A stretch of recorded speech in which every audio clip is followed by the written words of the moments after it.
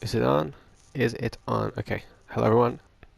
Oh, yeah. Pale. And then that cutscene should play, which I'm going to skip since you can watch it yourself if you want to, and then you want to make a character. I'm going to call this one China, and then I'm going to scroll down and you can put in your origin if you want. I meant balls, by the way, not China. You can choose your origin, which will choose your stats for the game. And yeah, this is going to, it doesn't actually day in that much. You can change it throughout the game if you want. You don't have to stick to this exact build, so if you chose this, which has more arcane, you can still just do a strength build. You'll just start with more arcane than usual. So yeah, these will choose like health, strength, skill, blood tinge, like endurance and whatnot. But it doesn't lock you out of anything if you do any of these, so you can choose whichever one you want. And strength is like heavy, like slow weapons. Skill is more fast weapons. Then arcane is magic, and then blood tinge is for your guns, which guns are predominantly used for parrying in this game. So you don't really need to actually use blood tinge that much. Although some weapons you need a certain amount of blood tinge to use, and certain guns too. So yeah, even though they don't deign that much in the game, to be honest with you, besides a few weapons which require it, but not many weapons scale off of it besides the guns, but like I said, the guns are used for parrying, so it doesn't really matter. So yeah, you can choose whichever. I'm going to choose military veteran since it's a good balance between strength and skill. And once you've done that, you can choose any, like you can do the classic Dark Souls thing where you can customize your character and whatnot, and you can do all this and whatever. There's a lot of different options here, like all this, and you can do all of it. It's just whatever. I'm not going to be doing all of that though. I'll just load this guy because you can save characters here, and so you don't have to like do your entire character again afterwards. So the age doesn't matter for your character, and like it says at the top, has no bearing on your ability, so nothing changes, and your gender doesn't change anything either. Although there is one armor set, there may be more, but I think it's just one that actually changes depending on if you're a man or a woman.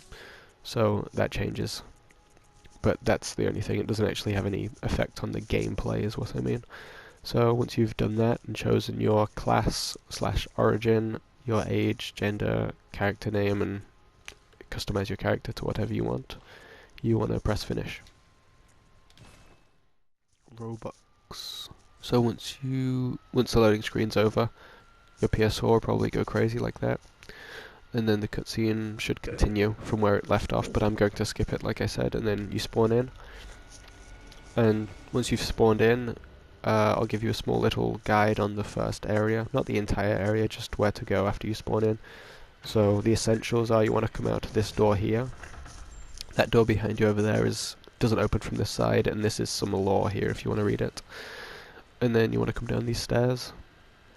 And there will be some messengers down here, which are like built-in messages in the game for the developers to show you what to do. So that's how you attack with R1, and then the right analog stick allows you to lock on and lock off of enemies and also control your screen. And now you can either die to this werewolf here, which will actually teleport you to the hub area of the game if you die to him or any other enemy before you finally reach the hub area from a different place. But you can also just kill him to get past, or you can just run past him. I'm going to kill him just because it's fun. But most people will either die to him or just run past him. But if you want to kill him, that's completely fine. Like so. And now once you've killed him or just ran past him, or died to him, which is, I don't know if it's quicker or not, because there's a loading screen. You want to come out here and then grab these blood vials. And then you want to come through this door. Once you come out here, there will be a gate on your right which you cannot open yet, since it requires you to pull a lever on the other side. But you can grab these bullets and then open this gate here.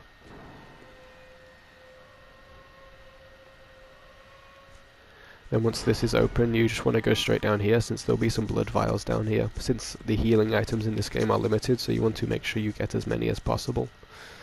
And then come up here, and since you only have your fists at the moment, you want to avoid these enemies. You can try and fist them if you want, but I wouldn't recommend it since it's not a good idea. Then you can grab these Molotov cocktails as well if you want to, but they're not that effective unless you know the best ways to use them. Then you want to pull that lever there and then bring this ladder down. You want to avoid getting hit while climbing up because it's quite easy to die in this spot. Then you want to climb up here. And there will be a lamp up here, which is this game's version of bonfires. And if you don't know what bonfires are from Dark Souls, then these are essentially just checkpoints in the game. Now once you light this lamp, you can actually click on it and it'll teleport you to the hub area like this.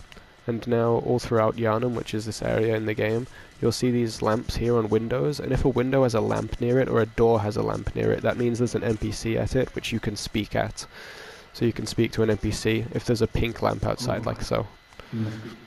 So yeah, if you see one of those lamps outside of a door or a window, make sure to interact with it so you can, you know, get some dialogue and stuff. And maybe you can do some quests too. So you want to come up to the lamp and just return to the Hunter's Dream. And then this will play this cutscene which shows you the first area, but I'm going to skip it.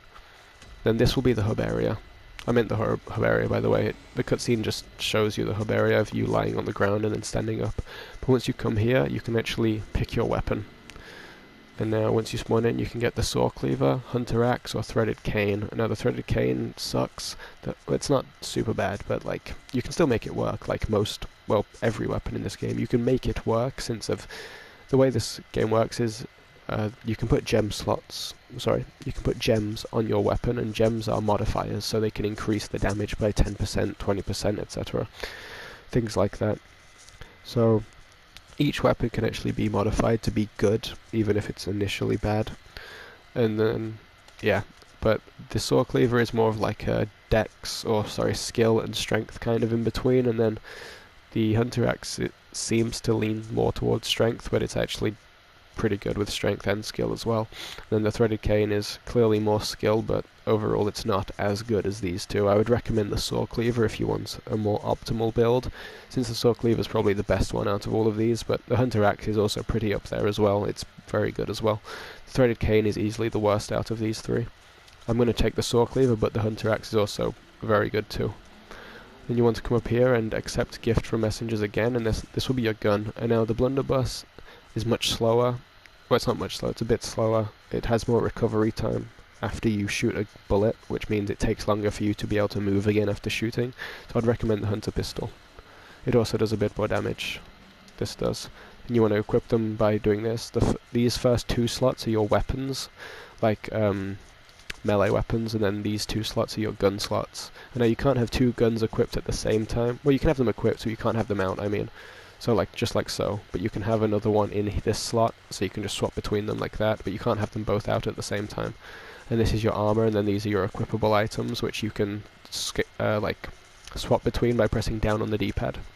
You can come up here and then pick up this, which will allow you to write notes to people in other worlds, like put messages on the ground, just like those were. And if you've played Dark Souls, you know what that's like. And now if you die to that werewolf or any other enemy before, like I said, you will be teleported to the hub world, which is here. And if you die, instead of using the lamp to come here, this door will usually be closed, but once you eventually get here from coming to a lamp, or going to a lamp, this door will be open, and then this guy will be here. He's an NPC which will be here for a lot of the game, and you can speak to him if you want to. And now you can come around here, and you can actually customize the messages that you put on the ground by coming over here, and you can... Well, there's none here at the moment, but because I don't have any insight, which you can see in the top right, but you can customize what things they're wearing. The small little guys on the ground that put the messages there, you can customize what they're wearing, which is cool. And these gravestones here are like... I don't need to really explain these now, but you get chalices throughout the game, which you can place on here, and it spawns in random dungeons, which you can access from these gravestones here, or these ritual altars. And they are, some of them, the root chalices are randomly generated, and the normal chalices are pre-made. They are presets. So you can essentially just have infinite content if you want to keep doing those. It's almost like a roguelike kind of thing, except you don't really get any upgrades or anything from being in them, but you can get cool special items, and there is special unique enemies and bosses in the chalice dungeons if you want to do them, but a lot of people hate them, but I kind of love them. And then this doll here is the NPC that allows you to level up, but you can actually not level up from her until you get at least one insight, which you can see in the top right under my currency, which is 555 at the moment. Under that is 0, that's your insight. So once you get one insight, she'll be standing up and standing here. She can sometimes be sitting over here, or she can be up here at this stone here. So if you don't see her down there, she'll either be here or down there above my head, which is over here, somewhere around this area. So you can interact with her, and then she will level you up. And then if you run out of insight, she will actually just go back to this doll here on the wall, but you can still level up from her. But until you get 1 insight at least, you can't level up from her at all. So yeah, and then once you've done all of that, you can go back to the game where you were fighting the enemies and the areas here. The first floor sick room is where you started, and then Central Yarnum is the lamp that I used to get here. You can also press up on the D-pad like that, and that will give you more bullets in case you run out. In case you run out of bullets, so it stops you from running out of bullets. But when you use that up on the D-pad ability, it drains some of your health. And these bullets, I'm pretty sure, do a bit more damage than normal ones, but that doesn't matter that much since most people don't use the bullets for actually damaging enemies. They're just mainly used for parrying and stuff. So yeah, that's in case you run out of bullets. You can do that, and then it drains some of your health, but it'll give you some bullets, and the maximum is 5. And then you want to use a blood vial afterwards, I would recommend, but remember that blood vials are limited, and you can run out of them. And if you get to the maximum, they actually automatically go up here into your storage, and they will refill into your inventory once you die or respawn somewhere. So if you respawn by going to the Hunter's Dream and then coming back into the world by one of these tombstones, it will refill them, or if you die, they'll be refilled. Same goes for the bullets as well, so they'll be in here. Oh well, I pressed R2. Now this is my storage, this is what's in my inventory. So let's say I put 2 of them into my storage, now they're in my storage. If I died, these would automatically be put back into my inventory, like so. So yeah, you can technically have 20 maximum, and there is features in the game where you can interact with this table here, which can give you special abilities like being able to hold more blood vials and whatnot. But that's it, and the maximum you can have in your storage is 600, and I think the same is for bullets too, but I'm not 100% sure on that, but I think so. Then you can interact here and buy things from the messengers with bullets. I mean, blood echoes, which are the currency in this game. So you can buy more blood vials if you want, and the price of blood vials goes up throughout the game, so when you progress through the game, the price of blood vials goes up, so I'd recommend buying quite a few early on, or leveling up, it's up to you. And if you're doing a first playthrough, I'd recommend leveling up health quite a bit. Unless you want a challenge, then don't level up health that much, I guess. But yeah, you can buy items here, and throughout the game, new items will be put in here, and new weapons and armor sets will be put in here, depending on where you are in the game and what badges you have. And now badges will put new items in this shop, so if you get, for example, the Saw Hunter badge, that will allow you to buy new weapons and things like that, and there is different badges. And once you get a badge, they'll be put into the key items section there in my inventory, which you can see in the top left. That's key items. They'll be put in there, and then once you have that in your inventory, new items will be available in the Bath Messenger shop. And then there is another shop up here where you can spend insight in here, which I don't have any, but yeah, after killing certain bosses and certain enemies, new items will be available in here too, which will allow you to buy different items like consumables, just like down there, and you can buy armor sets from in here too. So you can get boss armor and stuff from that. And I think that's everything. So yeah, I hope that helped. See ya.